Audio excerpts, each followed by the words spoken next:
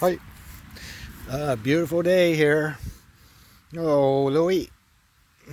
Yeah, he just woke up a few minutes ago. Yeah, I've been working on my gas tank. Meow.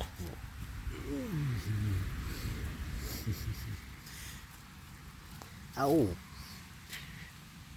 but okay, kitty. Meow. There's manure. They've been spreading manure, and he does not like the smell of manure. Yeah, at all. Yep. Yo, you stay there. Show you, show you what I've been up to.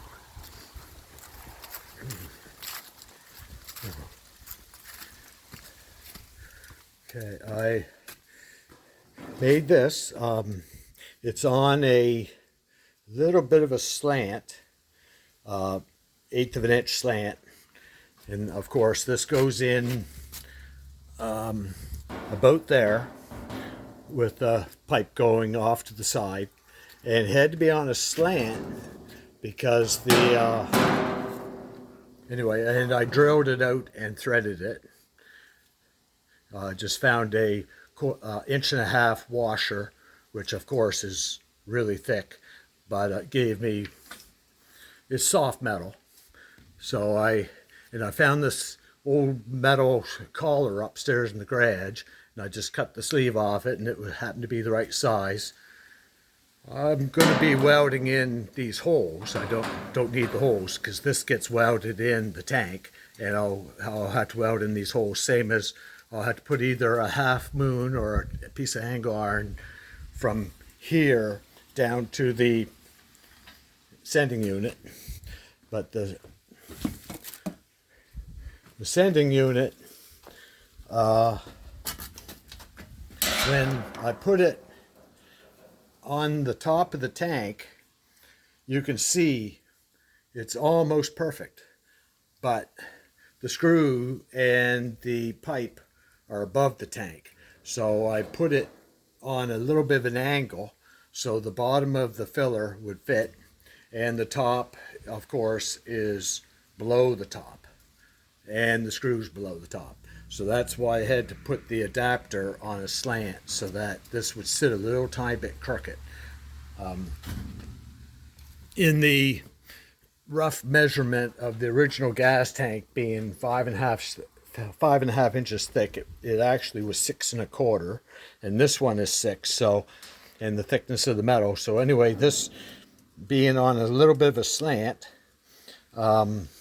puts the sending unit in so that everything should work, and I just got to cut a hole, and this has to be welded in, and then like, of course it goes this way because that notch, and where right now I'm working with one hand, this goes on there very nicely, and there's a rubber grommet, and I ordered a set of wheel adapters. Not sure, I might have made a mistake, but I ordered a set. They'll be here next week. 1 inch thick, 5x5 to 5x475, which is Oldsmobile to Chev, but only an inch thick. But the only way I could get a set that were an inch thick was to buy a set that had 12 millimeter studs. So these 12 millimeter studs are very close to 7/16, and Chev ran 7/16 wheel nuts. Oldsmobile runs half-inch. So what I'm hoping is I'll be able to put, I'm pretty sure the my half-inch nuts, which are here, that takes a 3/4 inch wrench. I'm pretty sure this will drop in the hole, but the socket won't go in. So I'm going to take and grind the socket down, and I'm hoping that between grinding down the socket, it'll go in and tighten these nuts, because that's kind of important. and I didn't really want to go 1.25 inches because that puts me out pretty close to the wheel well, because the screws for the chrome stick in there, and I didn't want to cut the tires. And right now I'm only 1 inch away, but these wheels stick out this way just a smidgen farther than the Chev wheels. So it should, I'm hoping everything misses and it's all right.